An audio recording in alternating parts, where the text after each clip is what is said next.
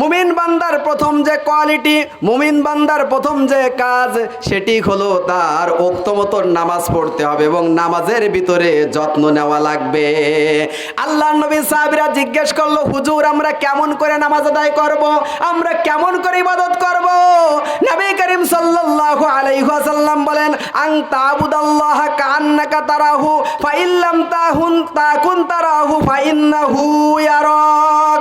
নবী করিম সাল্লাল্লাহু আলাইহি ওয়াসাল্লাম বলেন, ও উম্মতে মুহাম্মাদি, তোমরা আল্লাহর ইবাদত এমন ভাবে করবে মনে করবে যে তোমরা আল্লাহকে দেখতেছো। কিন্তু আমি তোমাদের এমন চর্ম চোখ দেই নাই যে চোখ দিয়ে তোমরা খোদাকে দেখবে, আল্লাহকে দেখবে। তবে মনে রেখো আল্লাহ তোমাদেরকে দেখতেছে।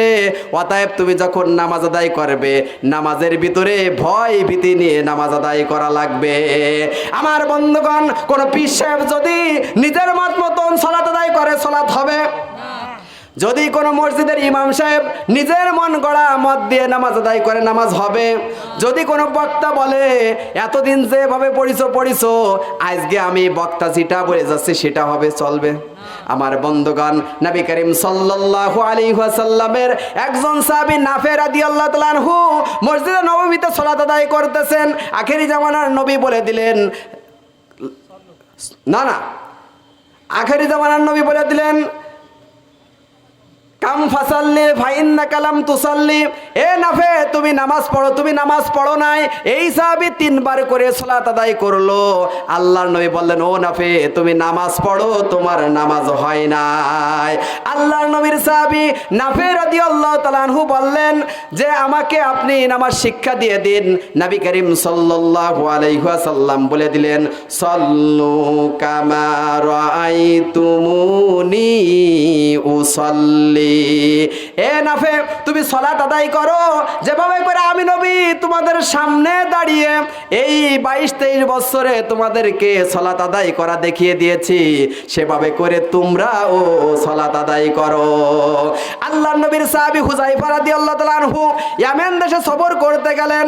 আল্লাহর নবীর ইন্তেকালের পরে ওইখানে যে মসজিদে ঢুকলেন, মসজিদের মধ্যে ঢুকে দেখতে পেলেন একজন লোক খুবই তাড়াহুড়া করে সালাত আদায় করতেছে। কাকে? আমাদের বাড়িতে উঠানে যখন ধান নাড়া থাকে তখন কি আস্তে আস্তে খায় না তাড়াতাড়ি খায়?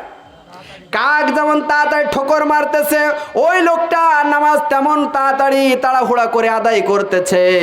আল্লাহর নবীর সাহাবী হুযায়ফা ওই লোকটা সালাত যখন শেষ হয়ে গেল বলল, ও বান্দা, এমন করে তুমি কত বছর নামাজ আদায় করতেছো? সঙ্গে সঙ্গে ওই লোকটা বলল, ভাই কমপক্ষে আমি 40 বছর যাবত এমন করে সালাত আদায় করতেছি। আল্লাহর নবীর সাহাবী হুযায়ফা বললেন, আপনি আমাকে চেনেন না?